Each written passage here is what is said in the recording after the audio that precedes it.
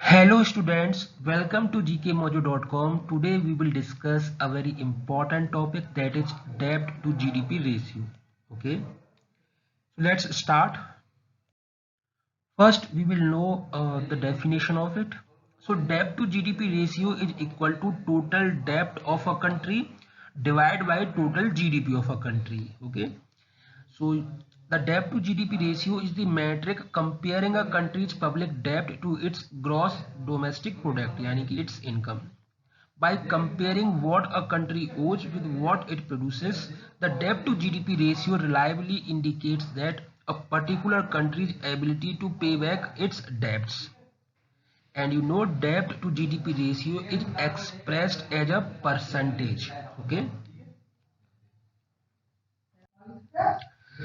So debt to GDP can be calculated for each country with the formula provided above. Okay. Here I have taken four countries, countries A, B, C, D. I have mentioned a government debt and GDP of these countries, as you can see in the table. So we will calculate debt to GDP ratio for each country. For country A, it comes out 200 percentage. For country B, it comes out 71.43 percentage. For country C, it comes out 69.44 percentage. And for country D, it comes out 233.33 percentage. So the higher the debt to GDP ratio, it becomes difficult for that country to pay back its debt. Okay, it also depends on interest rate. Okay, if suppose for country B, C, you can see the debt to GDP ratio is higher for country B.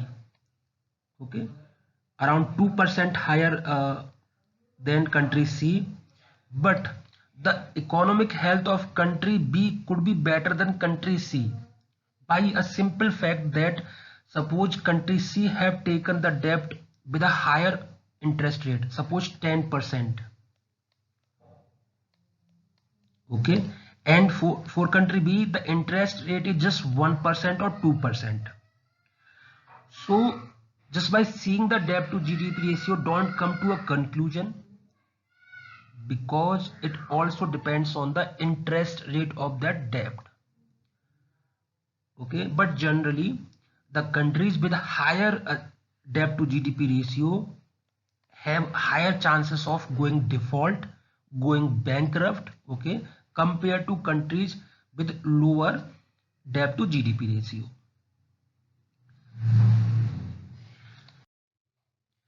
So as per FRBM Act headed by N.K. Singh, okay, India should have debt to GDP ratio 60% in 2 years, okay, by financial year 2023. Okay, but currently India's debt to GDP ratio in 2019-20 is 72.2%, and in current financial year it is 87.6%. As you can see, it has increased, and we know debt to GDP ratio is equal to debt upon GDP.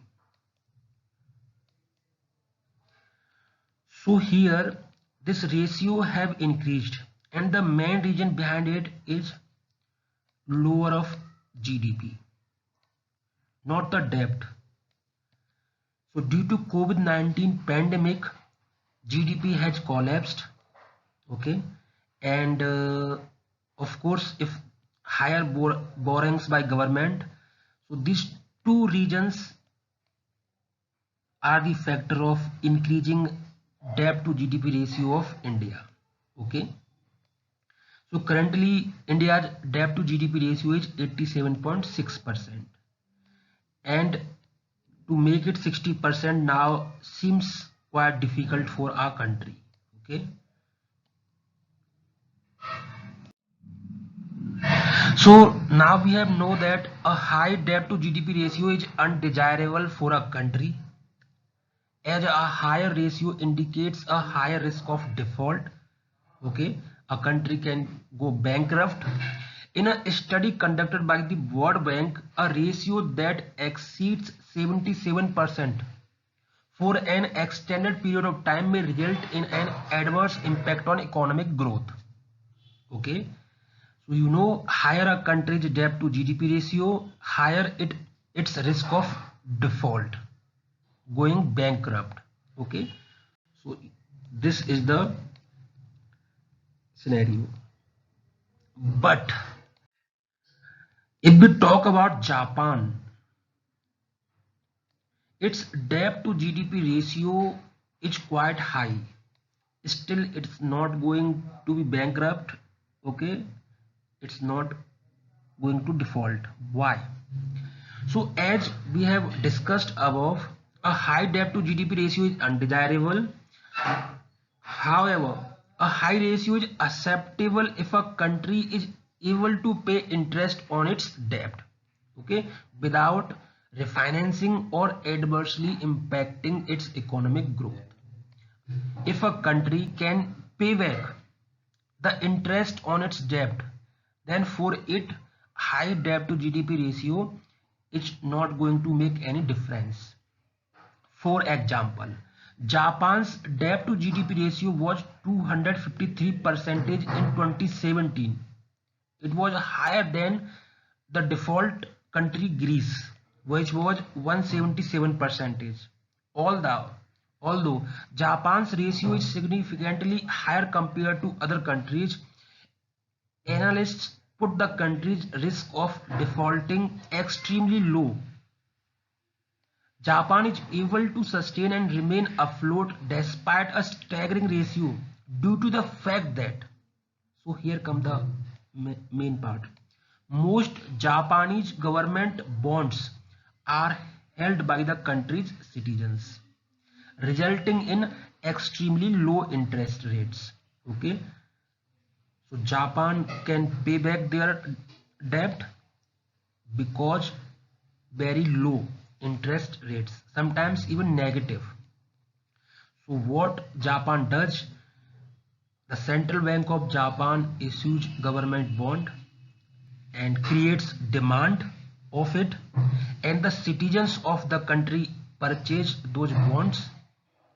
So this way, resulting in extremely low interest rates. That's why they are afloat with higher debt to GDP ratio.